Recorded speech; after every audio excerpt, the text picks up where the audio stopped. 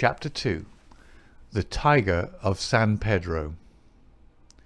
A cold and melancholy walk of a couple of miles brought us to a high wooden gate which opened into a gloomy avenue of chestnuts. The curved and shadowed drive led us to a low, dark house, pitch black against a slate-coloured sky. From the front window upon the left of the door there peeped a glimmer of a feeble light. "There's a constable in possession," said Baines. "I'll knock at the window."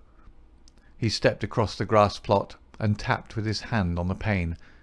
Through the fogged glass I dimly saw a man spring up from a chair beside the fire and heard a sharp cry from within the room. An instant later a white-faced, hard-breathing policeman had opened the door, the candle wavering in his trembling hand. "What's the matter, Walters?" asked Baines sharply. The man mopped his forehead with his handkerchief and gave a long sigh of relief. "I'm glad you've come, sir. It's been a long evening, and I don't think my nerve is as good as it was." "Your nerve, Walters? I should not have thought you had a nerve in your body." "Well, sir, it's this lonely, silent house and the queer thing in the kitchen. Then when you tapped at the window I thought it had come again." "That what had come again?" "The devil, sir. For all I know, it was at the window." "What was at the window, and when?" "It was just about 2 hours ago. The light was just fading. I was sitting reading in the chair. I don't know what made me look up, but there was a face looking in at me through the lower pane. Lord, sir, what a face it was. I'll see it in my dreams." "Tut, tut, Waters. This is not talk for a police constable." "I know, sir, I know, but it shook me, sir, and there's no use to deny it. It wasn't black, sir, nor was it white, nor any colour that I know, but a kind of queer shade, like clay with a splash of milk in it. Then there was the size of it. It was twice yours, sir. And the look of it, the great staring goggle eyes, and the line of white teeth like a hungry beast. I tell you, sir, I couldn't move a finger, nor get my breath, till it whisked away and it was gone. Out I ran, and through the shrubbery, but thank God there was no one there." "If I didn't know you were a good man, Walters, I should put a black mark against you for this. If it were the devil himself, a constable on duty should never thank God that he could not lay his hands upon him. I suppose the whole thing is not a vision and a touch of nerves." "That at least is very easily settled," said Holmes, lighting his little pocket lantern. "Yes," he reported after a short examination of the grass bed. "A number 12 shoe, I should say. If he was all on the same scale as his foot, he must certainly have been a giant." "What became of him?" "He seems to have broken through the shrubbery and made for the road." "Well," said the inspector with a grave and thoughtful face, "whoever he may have been, and whatever he may have wanted, he's gone for the present, and we have more immediate things to attend to. Now, Mr. Holmes, with your permission, I will show you round the house." The various bedrooms and sitting rooms had yielded nothing to a careful search. Apparently the tenants had brought little or nothing with them, and all the furniture down to the smallest details had been taken over with the house. A good deal of clothing, with the stamp of Marks & Co., High Holborn, had been left behind. Telegraphic inquiries had been already made which showed that Marks knew nothing of his customer, save that he was a good payer.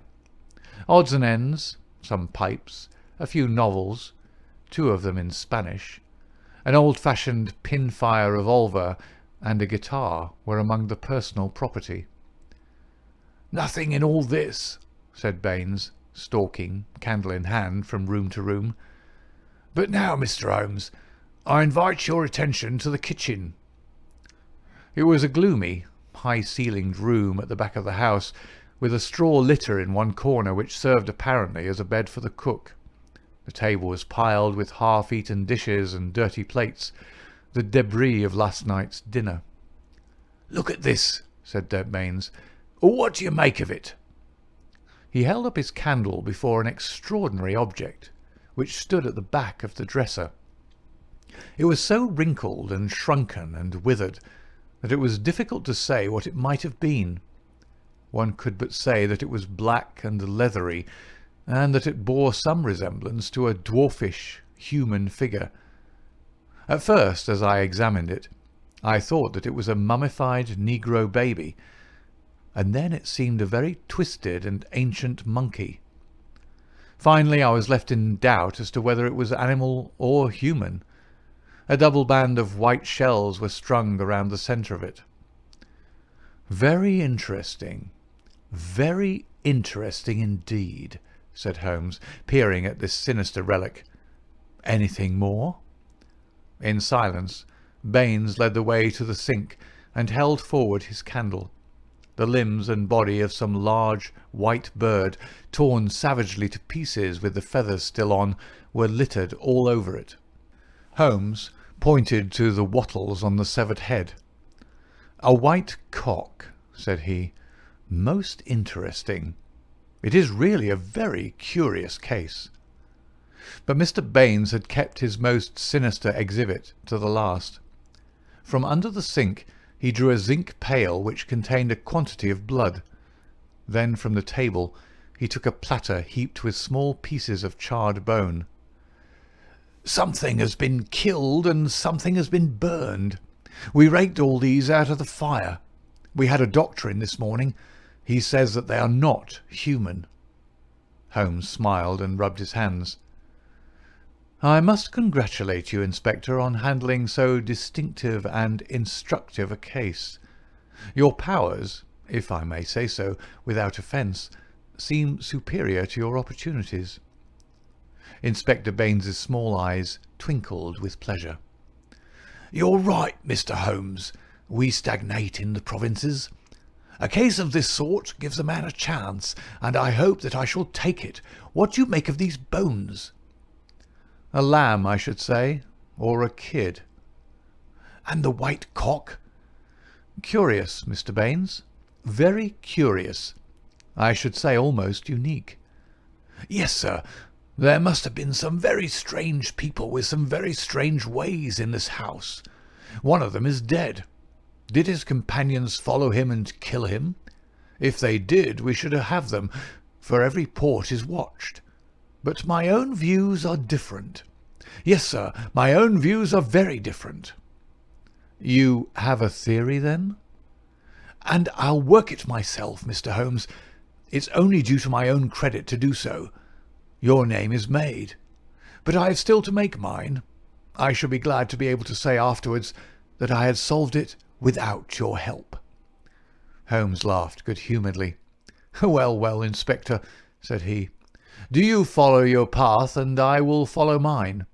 My results are always very much at your service if you care to apply to me for them.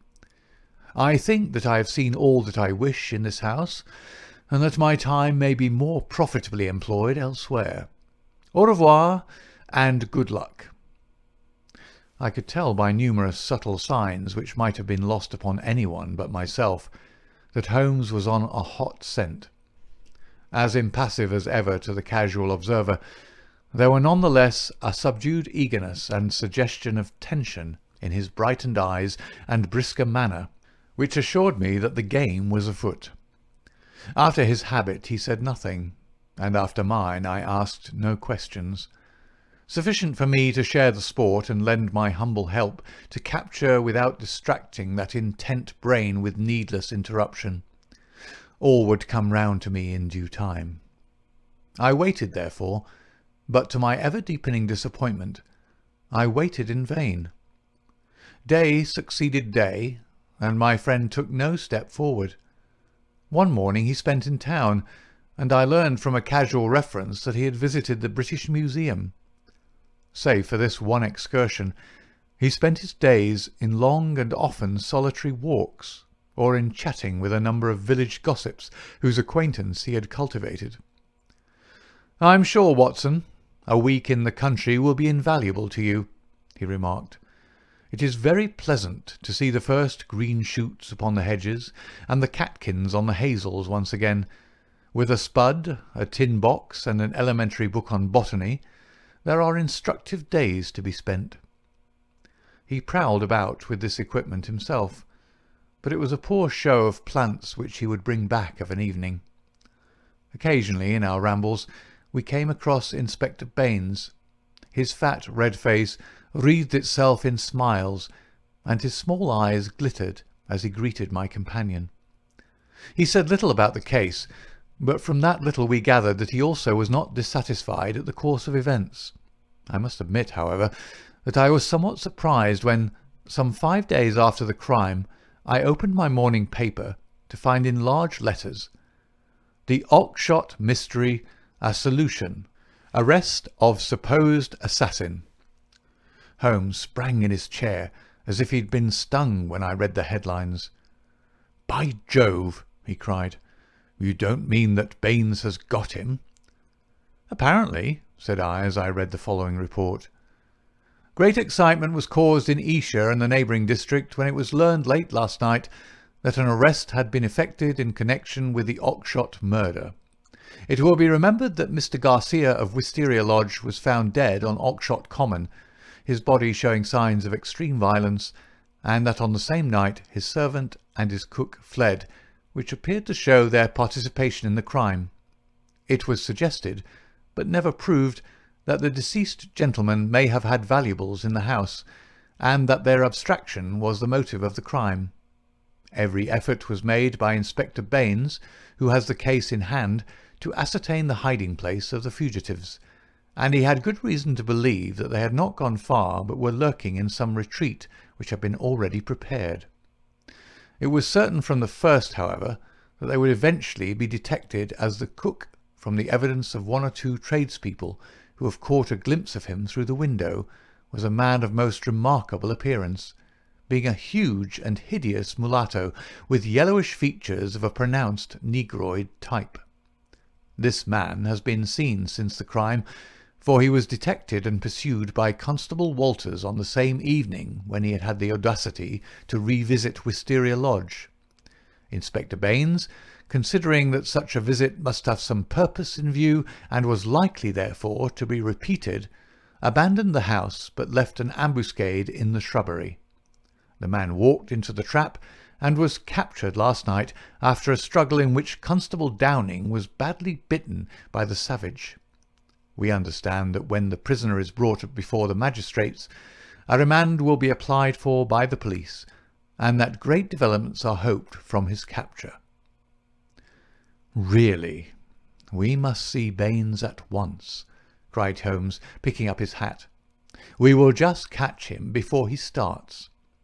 We hurried down the village street, and found, as we had expected, that the inspector was just leaving his lodgings. "You've seen the paper, Mr. Holmes?" he asked, holding one out to us. "Yes, Baines, I've seen it. Pray don't think it a liberty if I give you a word of friendly warning." "Of warning, Mr. Holmes?" "I have looked into this case with some care, and I am not convinced that you are on the right lines. I don't want you to commit yourself too far unless you are sure." "You're very kind, Mr. Holmes." "I assure you I speak for your good." It seemed to me that something like a wink quivered for an instant over one of Mr. Baines's tiny eyes. "We agreed to work on our own lines, Mr. Holmes. That's what I'm doing." "Oh, very good," said Holmes. "Don't blame me." "No, sir. I believe you mean well by me, but we all have our own systems, Mr. Holmes. You have yours, and maybe I have mine." "Let us say no more about it." "You're welcome always to my news. This fellow is a perfect savage, as strong as a cart-horse and as fierce as the devil. He chewed Downing's thumb nearly off before they could master him. He hardly speaks a word of English, and we can get nothing out of him but grunts." "And you think you have evidence that he murdered his late master?" "I didn't say so, Mr. Holmes. I didn't say so. We all have our little ways. You try yours, and I will try mine. That's the agreement." Holmes shrugged his shoulders as we walked away together. I can't make the man out. He seems to be riding for a fall. Well, as he says, we must each try our own way and see what comes of it. But there's something in Inspector Baines which I can't quite understand. Just sit down in that chair, Watson, said Sherlock Holmes when we had returned to our apartment at the Bull. I want to put you in touch with the situation, as I may need your help tonight. Let me show you the evolution of this case, so far as I have been able to follow it.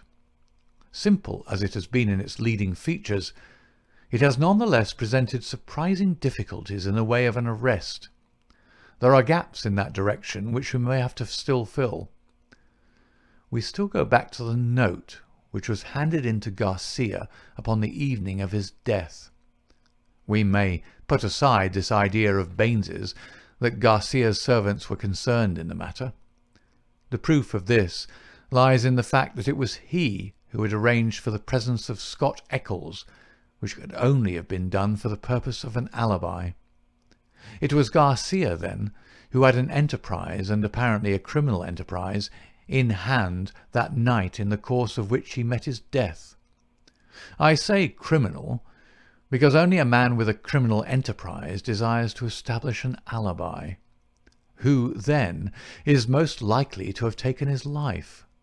Surely the person against whom the criminal enterprise was directed. So far it seems to me that we are on safe ground. We can now see a reason for the disappearance of Garcia's household. They were all confederates in the same unknown crime. If it came off when Garcia returned, any possible suspicion would be warded off by the Englishman's evidence, and all would be well. But the attempt was a dangerous one, and if Garcia did not return by a certain hour, it was probable that his own life had been sacrificed.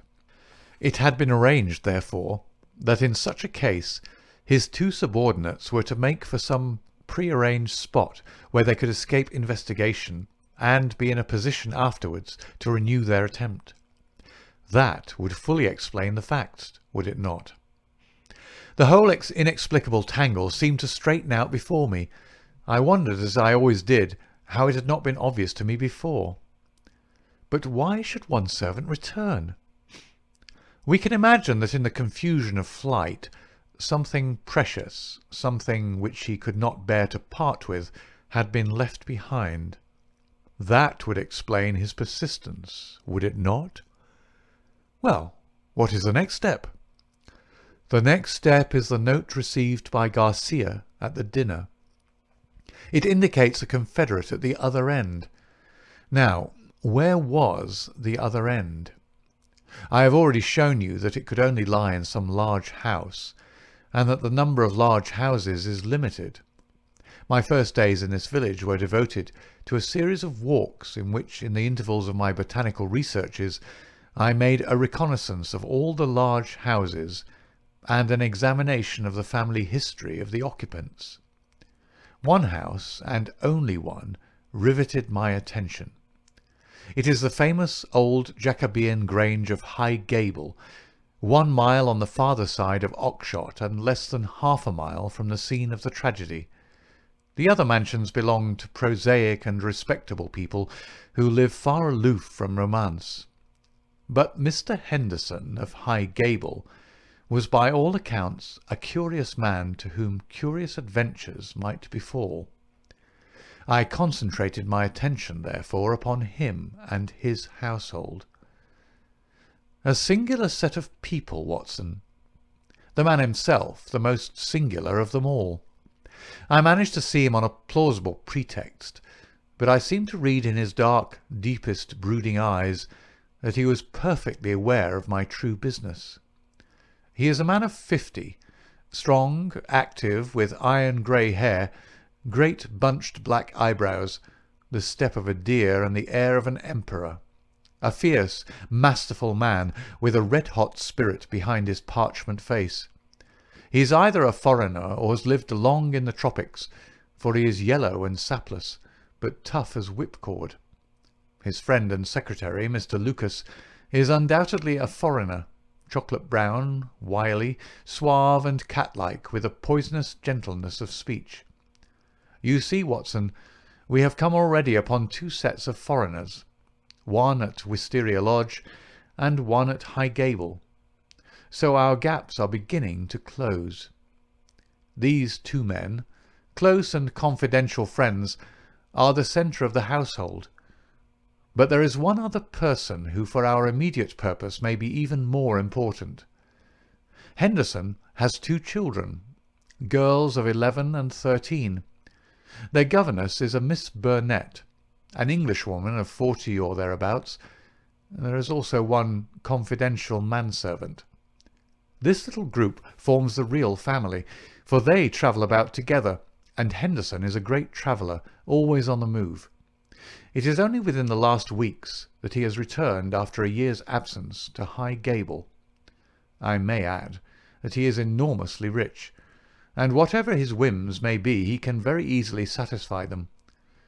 For the rest, his house is full of butlers, footmen, maidservants, and the usual overfed, underworked staff of a large English country house. So much I learned partly from village gossip, and partly from my own observation. There are no better instruments than discharged servants with a grievance, and I was lucky enough to find one.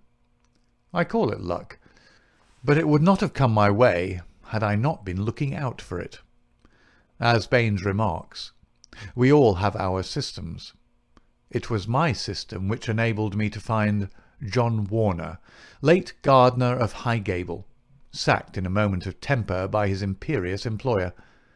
He in turn had friends among the indoor servants, who unite in their fear and dislike of their master. So I had my key to the secrets of the establishment. Curious people, Watson. I don't pretend to understand it all yet, but very curious people anyway. It's a double-winged house, and the servants live on one side, the family on the other. There's no link between the two, save for Henderson's own servant, who serves the family's meals. Everything is carried to a certain door, which forms the one connection. Governess and children hardly go out at all except into the garden. Henderson never by any chance walks alone. His dark secretary is like his shadow. The gossip among the servants is that their master is terribly afraid of something. "Sold his soul to the devil in exchange for money," says Warner, "and expects his creditor to come up and claim his own." Where they came from or who they are, nobody has an idea. They are very violent. Twice Henderson has lashed at folk with his dog-whip, and only his long purse and heavy compensation have kept him out of the courts. Well now, Watson, let us judge the situation by this new information.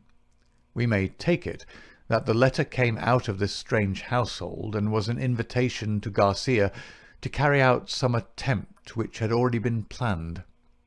Who wrote the note? It was someone within the citadel, and it was a woman. Who then but Miss Burnett, the governess? All our reasoning seems to point that way. At any rate, we may take it as a hypothesis and see what consequences it would entail. I may add that Miss Burnett's age and character make it certain that my first idea that there might be a love interest in our story is out of the question. If she wrote the note, she was presumably the friend and confederate of Garcia. What, then, might she be expected to do if she heard of his death? If he met it in some nefarious enterprise, her lips might be sealed. Still, in her heart she must retain bitterness and hatred against those who had killed him, and would presumably help so far as she could to have revenge upon them. Could we see her, then, and try to use her? That was my first thought. But now we come to a sinister fact. Miss Burnett has not been seen by any human eye since the night of the murder. From that evening she has utterly vanished. Is she alive? Has she perhaps met her end on the same night as the friend whom she had summoned? Or is she merely a prisoner? There is the point which we still have to decide. You will appreciate the difficulty of the situation, Watson. There is nothing upon which we can apply for a warrant. Our whole scheme might seem fantastic if laid before a magistrate. The woman's disappearance counts for nothing, since in that extraordinary household any member of it might be invisible for a week. And yet she may at the present moment be in danger of her life. All I can do is to watch the house and leave my agent Warner on guard at the gates. We can't let such a situation continue. If the law can do nothing, we must take the risk ourselves. What do you suggest? I know which is her room. It is accessible from the top of an outhouse. My suggestion is that you and I go tonight and see if we can strike at the very heart of the mystery. It was not, I must confess, a very alluring prospect. The old house with its atmosphere of murder, the singular and formidable inhabitants, the unknown dangers of the approach, and the fact that we were putting ourselves legally in a false position, all combined to damp my ardour. But there was something in the ice-cold reasoning of Holmes which made it impossible to shrink from any adventure which he might recommend. One knew that thus, and only thus, could a solution be found. I clasped his hand in silence, and the die was cast. But it was not destined that our investigation should have so adventurous an ending. It was about 5 o'clock, and the shadows of the March evening were beginning to fall, when an excited rustic rushed into our room. "They've gone, Mr. Holmes. They went by the last train. The lady broke away, and I've got her in a cab downstairs." "Excellent, Warner," cried Holmes, springing to his feet. "Watson, the gaps are closing rapidly." In the cab was a woman, half collapsed from nervous exhaustion. She bore upon her aquiline and emaciated face the traces of some recent tragedy. Her head hung listlessly upon her breast, but as she raised it and turned her dull eyes upon us, I saw that her pupils were dark dots in the centre of the broad grey iris. She was drugged with opium. "I watched at the gate, same as you advised, Mr. Holmes," said our emissary, the discharged gardener. "When the carriage came out, I followed it to the station. She was like one walking in her sleep, but when they tried to get her into the train, she came to life and struggled. They pushed her into the carriage. She fought her way out again. I took her part, got her in a cab, and here we are. I shan't forget the face at the carriage window as I led her away. I'd have a short life if I'd his way, the black-eyed, scowling yellow devil."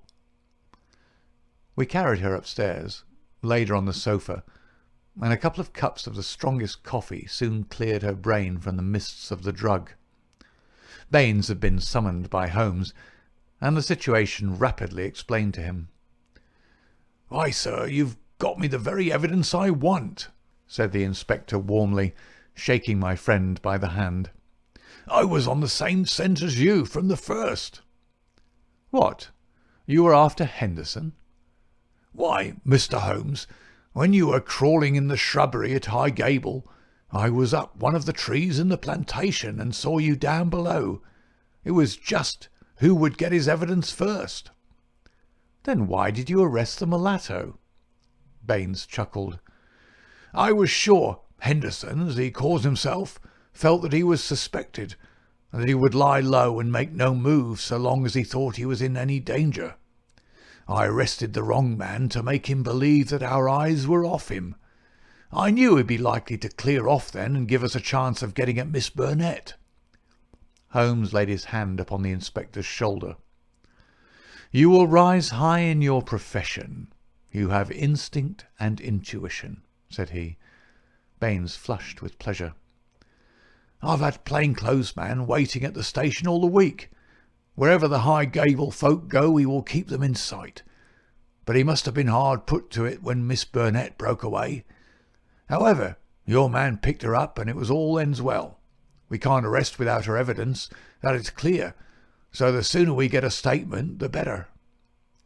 "Every minute she gets stronger," said Holmes, glancing at the governess. But tell me, Baines, who is this man Henderson?"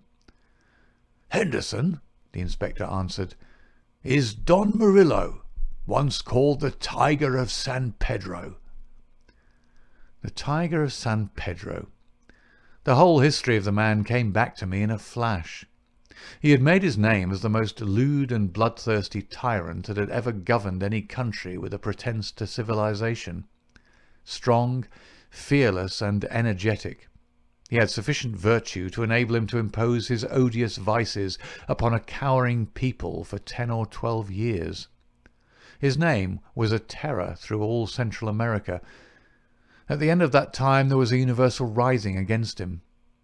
But he was as cunning as he was cruel, and at the first whisper of coming trouble he had secretly conveyed his treasures aboard a ship which was manned by devoted adherents.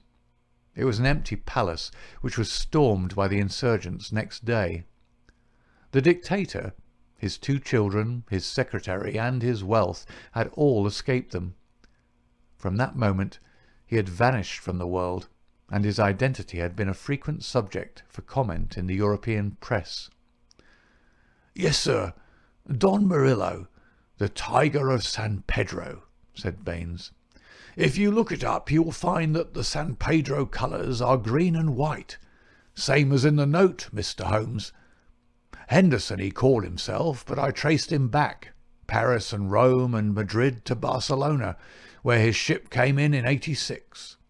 They've been looking for him all the time for their revenge, but it is only now that they have begun to find him out." "They discovered him a year ago," said Miss Burnett, who had sat up and was now intently following the conversation. "Once already his life has been attempted, but some evil spirit shielded him. Now again it is the noble chivalrous Garcia who has fallen, while the monster goes safe. But another will come, and yet another, until some day justice will be done. That is as certain as the rise of tomorrow's sun." Her thin hands clenched, and her worn face blanched with the passion of her hatred. "But how come you into this matter, Miss Burnett?" asked Holmes. "How can an English lady join in such a murderous affair?" "I join in it because there is no other way in the world by which justice can be gained. What does the law of England care for the rivers of blood shed years ago in San Pedro, or for the shipload of treasure which this man has stolen? To you they are like crimes committed in some other planet. But we know. We have learned the truth in sorrow and in suffering. To us there is no fiend in hell like Juan Murillo, and no peace in life while his victims still cry for vengeance." "No doubt," said Holmes. "He was, as you say. I have heard that he was atrocious. But how are you affected?" "I will tell you it all. This villain's policy was to murder, on one pretext or another, every man who showed such promise that he might in time come to be a dangerous rival.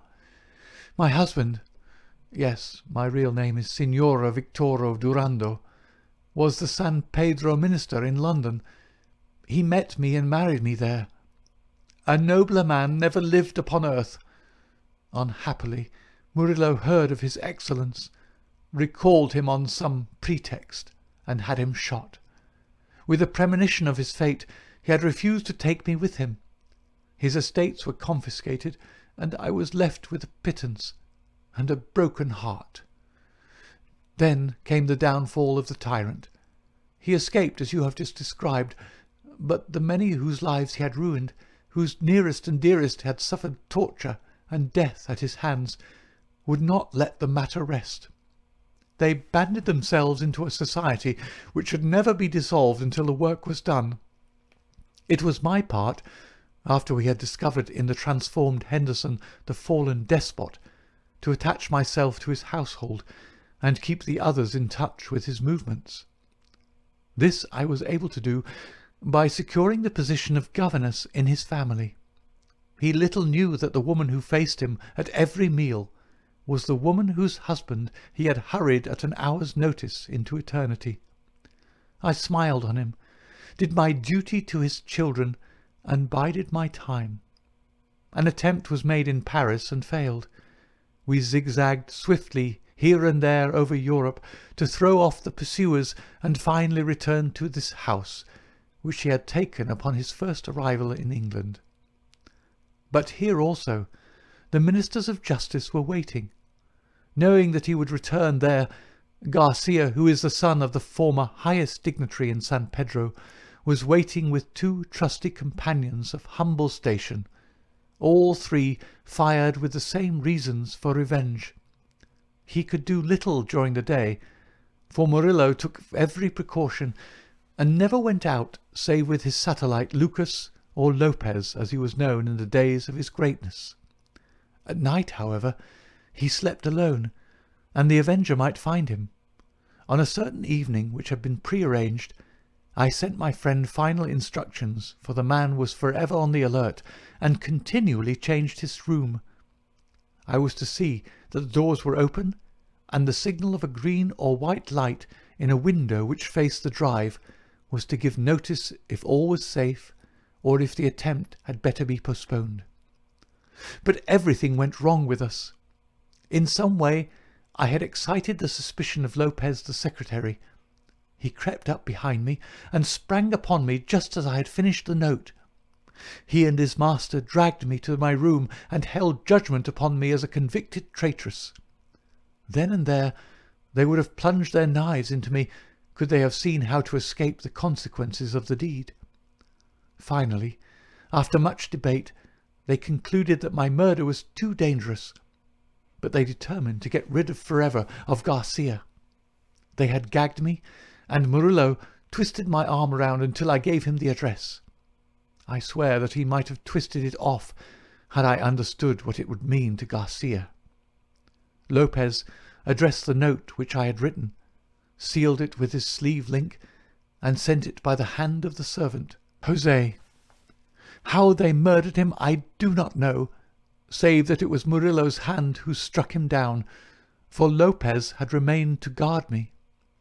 I believe he must have waited among the gorse bushes through which the path winds and struck him down as he passed. At first they were of a mind to let him enter the house and to kill him as a detected burglar, but they argued that if they were mixed up in an inquiry with their own identity would at once be publicly disclosed, and they would be open to further attacks. With the death of Garcia, the pursuit might cease, since such a death might frighten others from the task. All would now have been well for them, had it not been for my knowledge of what they had done.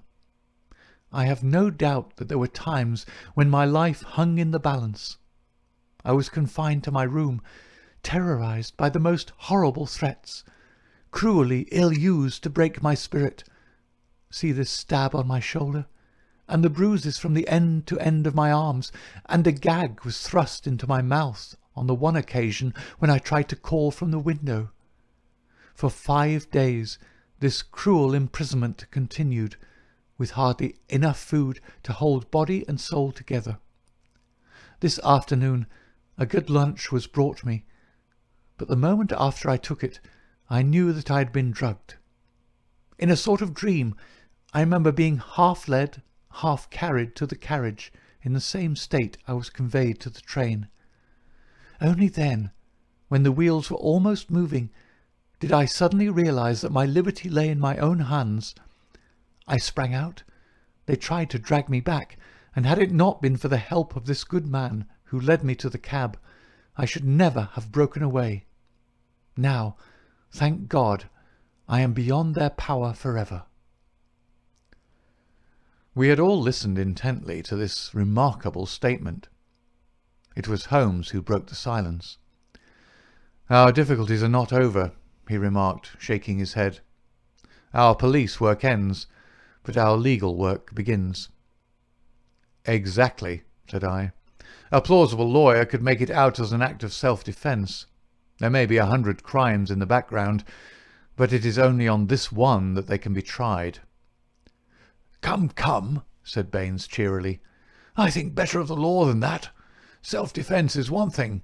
To entice a man in cold blood with the object of murdering him is another, whatever danger you may fear from him. No, no, we shall all be justified when we see the tenants of High Gable at the next Guildford Assizes. It is a matter of history, however, that a little time was still to elapse before the tiger of San Pedro should meet with his deserts. Wily and bold, he and his companion threw their pursuer off their track by entering a lodging-house in Edmonton Street and leaving by the back gate into Curzon Square. From that day they were seen no more in England. Some 6 months afterwards, the Marquis of Montlava and Signor Rulli, his secretary, were both murdered in their rooms at the Hotel Escurial at Madrid. The crime was ascribed to nihilism, and the murderers were never arrested. Inspector Baines visited us at Baker Street with a printed description of the dark face of the secretary and of the masterful features, the magnetic black eyes, and the tufted brows of his master. We could not doubt that justice, if belated, had come at last. "A chaotic case, my dear Watson," said Holmes over an evening pipe. "It will not be possible for you to present in that compact form which is dear to your heart. It covers 2 continents, concerns 2 groups of mysterious persons, and is further complicated by the highly respectable presence of our friend Scott Eccles, whose inclusion shows me that the deceased Garcia had a scheming mind and a well-developed instinct of self-preservation. It is remarkable only for the fact that amid a perfect jungle of possibilities, we, with our worthy collaborator the inspector, have kept our close hold on the essentials, and so been guided along the crooked and winding path. Is there any point which is not quite clear to you?" "The object of the mulatto cook's return." "I think that the strange creature in the kitchen may account for it. The man was a primitive savage from the backwoods of San Pedro, and this was his fetish. When his companion and he had fled to some prearranged retreat, already occupied, no doubt, by a confederate, the companion had persuaded him to leave so compromising an article of furniture. But the mulatto's heart was with it, and he was driven back to it next day, when, on reconnoitring through the window, he found Policeman Walters in possession. He waited 3 days longer, and then his piety or his superstition drove him to try once more. Inspector Baines, who with his usual astuteness had minimized the incident before me, had really recognized its importance and had left a trap into which the creature walked. Any other point, Watson?" "The torn bird, the pail of blood, the charred bones, all the mystery of that weird kitchen." Holmes smiled as he turned up an entry in his notebook.